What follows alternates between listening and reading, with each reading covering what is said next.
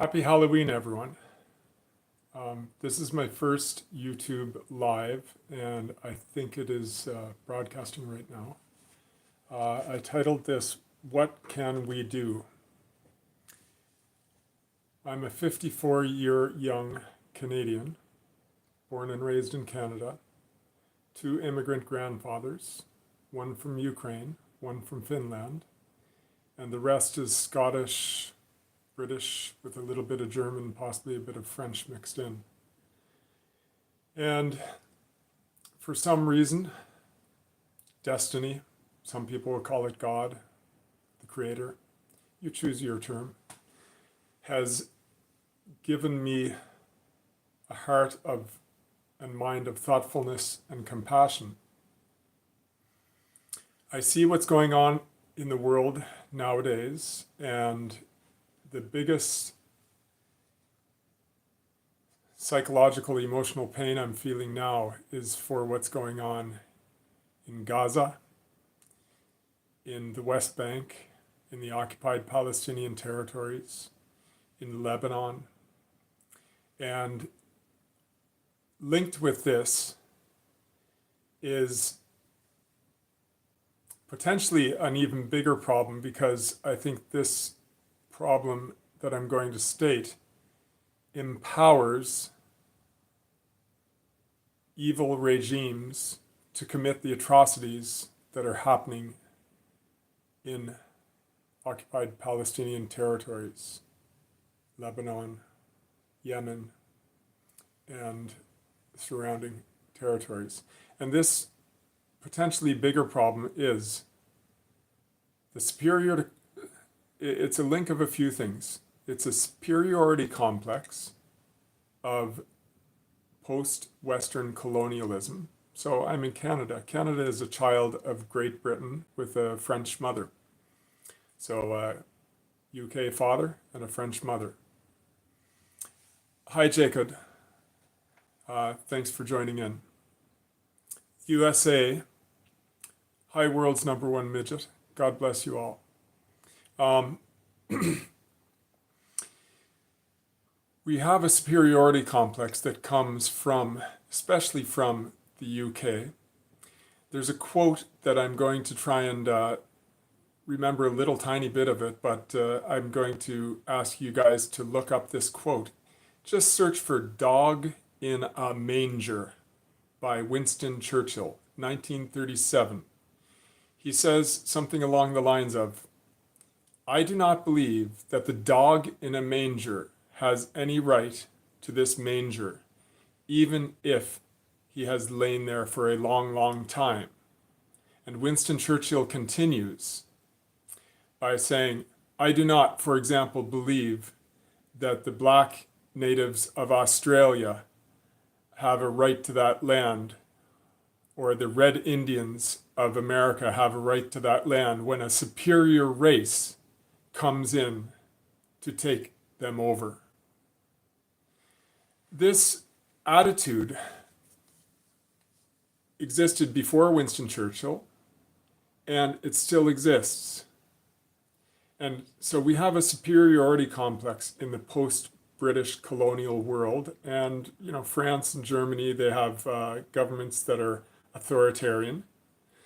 Freedom of speech is being lost. Freedom of speech is being lost. You are not allowed to tell the truth about what is happening on the streets, whether this is other issues that are not geopolitical issues, for example, transgender issues. If you think that, hey, we should be careful of how we teach these things in school, you can't even say that without the media and the governments shutting people down and canceling them. People lose their jobs over this. People are shut down over this. And people are even jailed for issues like this, even in countries like Canada. So we have a lack of freedom of speech. You can't speak out against, I'm even afraid to say it here for fear of having police knock on my door, but you can't speak out against evil regimes that are committing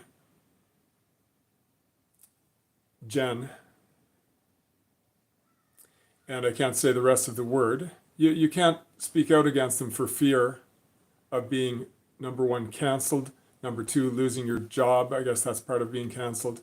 Number three, we've seen how people who are peaceful protesters in the United States especially, but also in Germany, in France, peaceful protesters protesting, saying, stop the killing.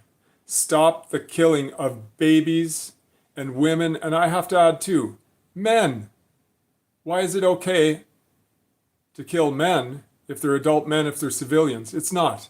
So if you're a civilian, if you're a baby, if you're a child, if you're a youth, if you're a woman, if you're a grandmom, if you're a grandfather, it is evil to inflict collective punishment and you know the rest of the word, upon these people. And yet our freedom of speech is being taken away. There's a fellow in Canada, a reporter, journalist, an accredited journalist. His name is Dimitri Lascaris. He's of Greek ethnic origin, and I recommend everyone take a look at his channel. But I can't sit here and just go about business as usual day after day and just try and poke comments into YouTube and Facebook.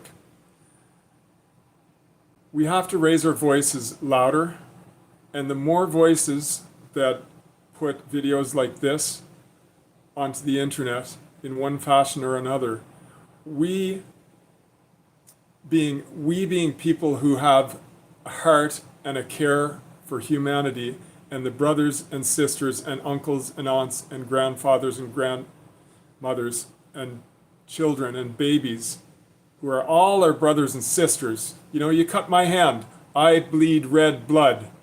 I have, people call it white skin. Yeah, it's peach, whatever color you want to call it. I have different color skin than other people, and I jokingly say, you know, if you look actually at the history, the science suggests that human beings first started in Africa. So our skin was all dark until my long time ago ancestors migrated further north and away from the sun, and we lost our pigment. So I became faded, but we come from the same root. We're all the same people, whether you have light brown skin, dark brown skin, black skin, peach skin, quote unquote red skin or yellow skin. It doesn't matter. We're all the same people. We all have to eat and drink and breathe. We all need shelter. We all need food. We all need love. And the fact that we human beings are ruled by a ruling class, an oligarchical ruling authoritarian class in these countries that for years, again, I'm 54 years young, and that for years have been declaring values of freedom of speech, humanity, and who have been wagging their fingers and preaching to other countries about their lack of humanity and lack of freedom of speech.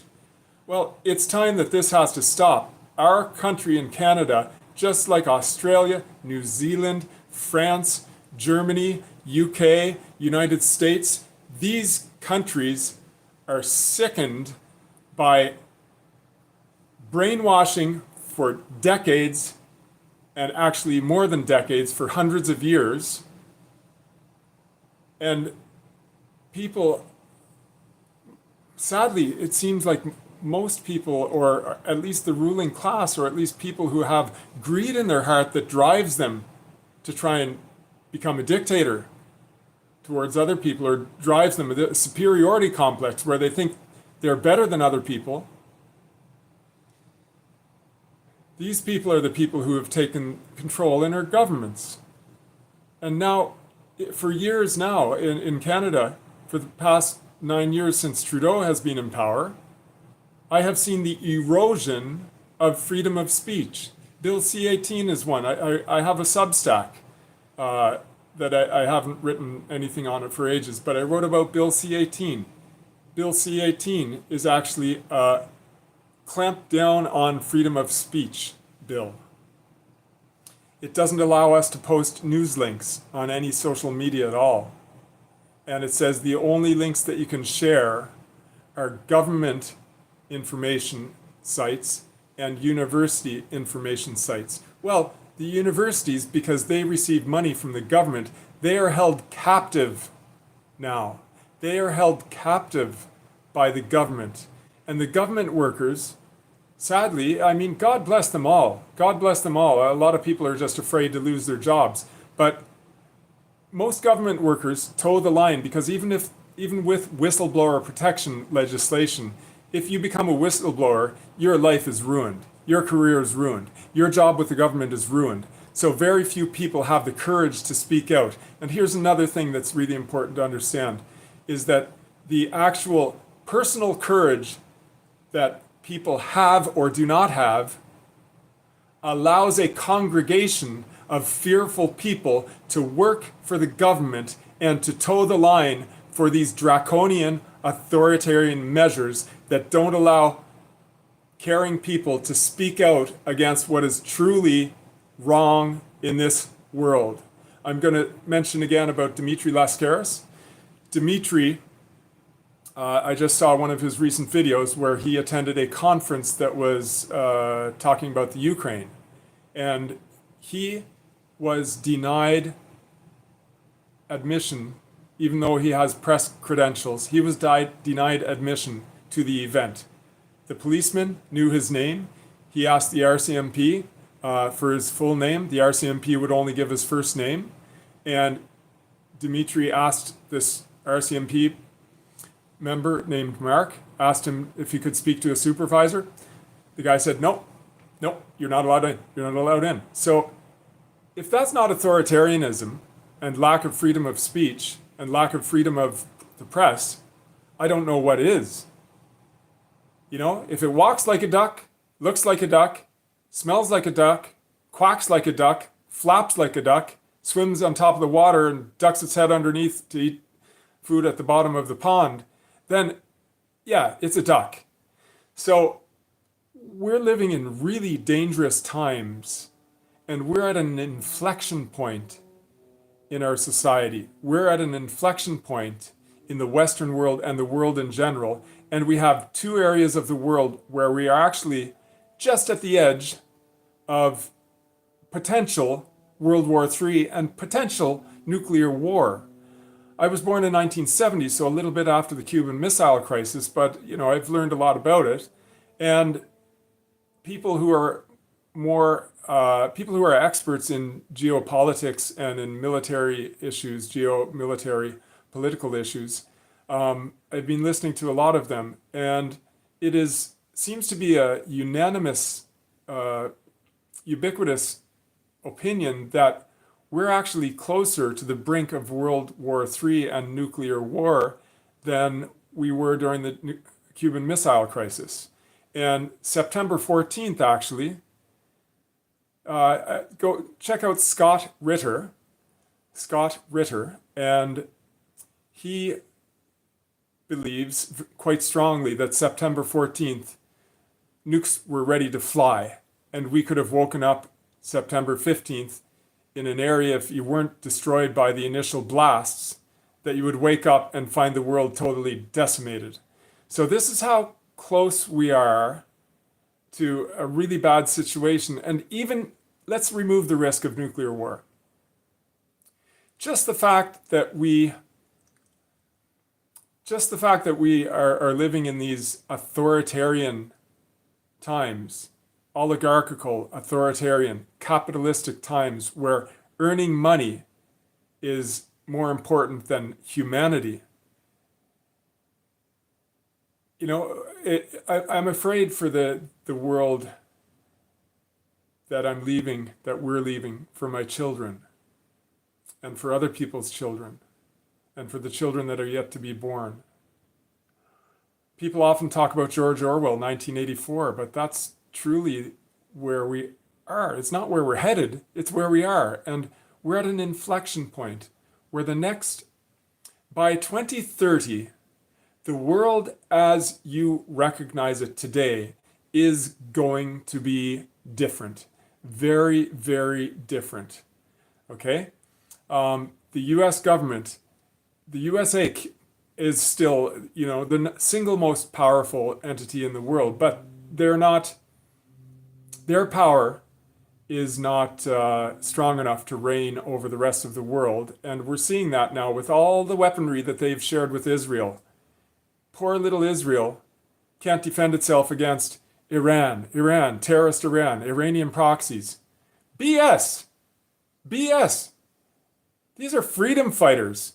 The US has been meddling for decades in affairs that are not theirs. They have done regime change, they have supported terrorists, and then they call states and they call people who are defending their own land and their own people, they call them terrorists. And yet they empower other countries with weaponry that decimates the lives of civilians. We're in a bad situation, and I've been thinking about starting, I have a YouTube channel already, and it's been focused on guitars, and I haven't been super dedicated on posting regarding that. And one of the reasons is, guitars are good, nice, and they're good, and it's all good. And I'm actually, if you get into my pedigree with luthiery and my skill, I'm one of the elite, but I'm not a businessman. I don't strive to make $1 million. And I also don't think this is the most important thing in the world. So motivation, my motivation to really excel at that, or to push that portion of my YouTube channel, is not as strong as my motivation to try and see what I can do to raise my voice and share my energy and do some actions to try and help fight against the growing authoritarianism, which is turning into fascism, as we've seen down to our neighbors in the south, the United States. But I've seen evidence of that here in Canada as well. Fascism, using force to quell dissent. So I don't know what to do. What can we do? What can we do more than just raise our voices and talk and have conversations? I've tried to educate people, and people who have already made a decision based upon their emotion and the bias and the brainwashing that they received. It's really, really, really hard to break decades of brainwashing that has existed from the time even before a baby leaves her mother's or his mother's womb. It's really hard to fight against that brainwashing. And I guess one thing, as I'm going to close this live, I'll say I thank God, fate, destiny, the creator, whatever you want to call it, for the fact that I was able to see outside of the paradigm of the society and the culture in which I was brought up.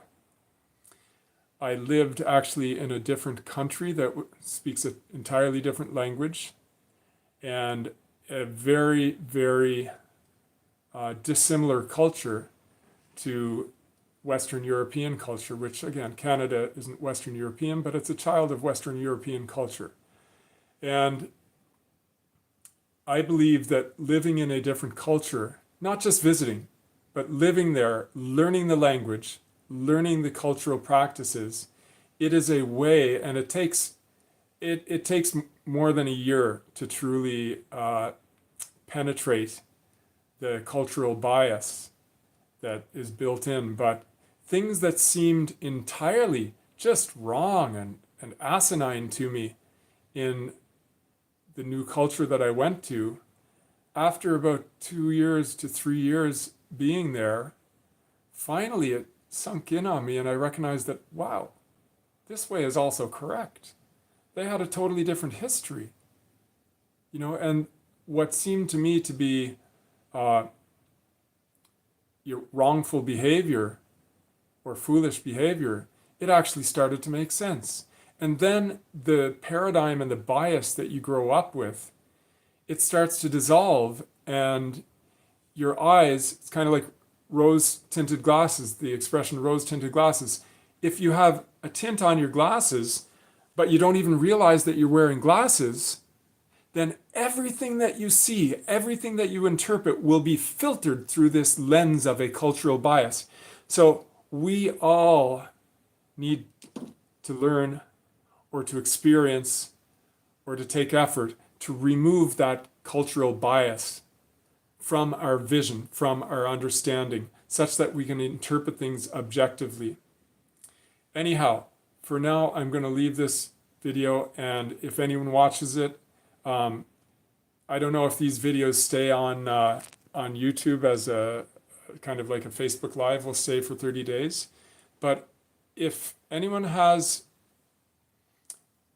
their thoughts on what can we do to stand up against authoritarianism, what can we do to fight against the growing fascism and authoritarianism in our Western world that claims values of humanity and values of freedom of speech, which quite clearly don't exist anymore.